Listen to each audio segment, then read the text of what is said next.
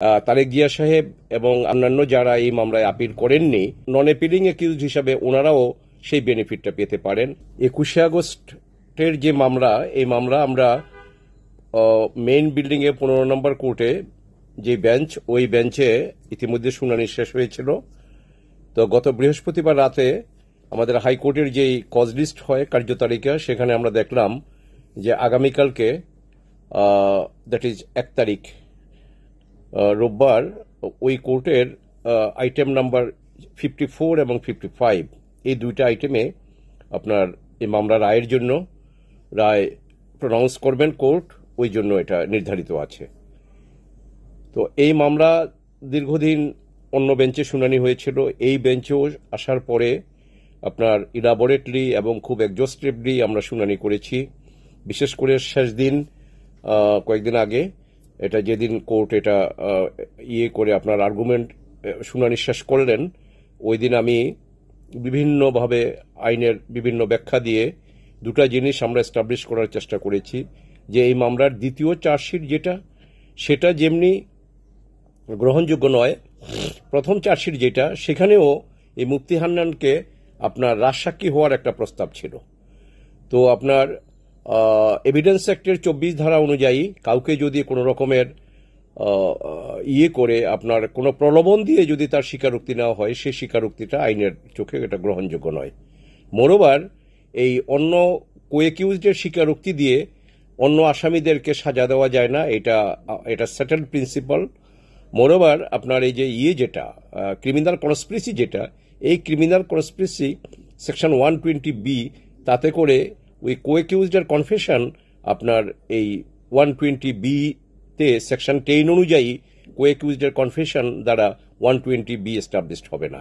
এটা আমাদের ইন্ডিয়া পাকিস্তানের বিভিন্ন সুপ্রিম কোর্টের ডিসিশন, এবং আমাদের সুপ্রিম কোর্টে বিশেষ করে মুফতি হান্নানের মামলা, যেটা সিলেটে আনোয়ার চৌধুরী সাহেবের যে মামলায় তাকে শেষ পর্যন্ত তার ফাঁসি কার্যকরী করা হয়েছে, ওই মামলায়ও তার 302/120B ছিল, এবং সেটা অ্যাপেলেট ডিভিশন তার কনভিকশনটা সাস্টেইন করলো, সেন্টেন্সটাকে বহাল রাখলো, বাট কনভিকশনটাকে 120B থেকে 302/109 এনে তারপরে তার মানে এই কনভিকশন অল্টার করে সেন্টেন্স বহাল রাখলো, অর্থাৎ তার ফাঁসি পরে কার্যকরী হলো। সেখানে স্পষ্ট অভিমত ছিল আমাদের সুপ্রিম কোর্টের, আমাদের অ্যাপেলেট ডিভিশনের, যে 120B হবে না, কারণ কোএকিউজডের কনফেশন দিয়ে 120B সেকশন 10 অনুযায়ী এটা এস্টাবলিশ করা যায় না।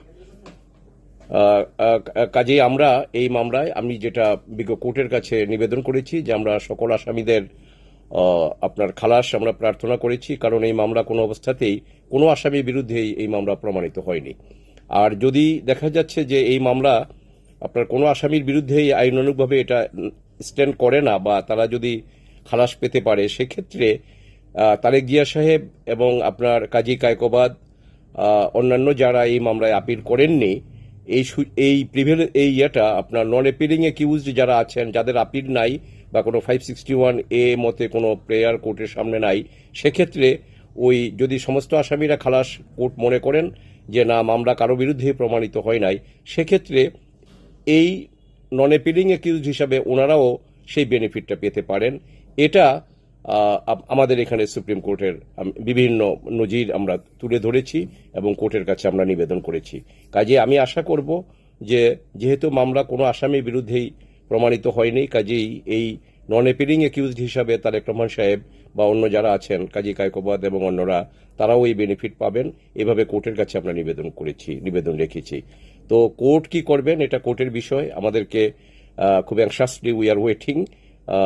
আশা করি এই মামলায় আমরা ন্যায় বিচার পাবো এবং এই আসামিরা খালাস হবে, কারণ কোনো মামলায় এত দীর্ঘদিন, সে 2004-এর ঘটনা, লাস্ট চার্জশিটটা হলো গিয়ে 2011-তে, এই যে 7 বছর 8 বছর এই মামলা প্রথম ফার্স্ট চার্জশিট থেকে মিলে সেকেন্ড চার্জশিটে পর্যন্ত টোটাল 7জন আপনার ইনভেস্টিগেটিং অফিসার ছিল।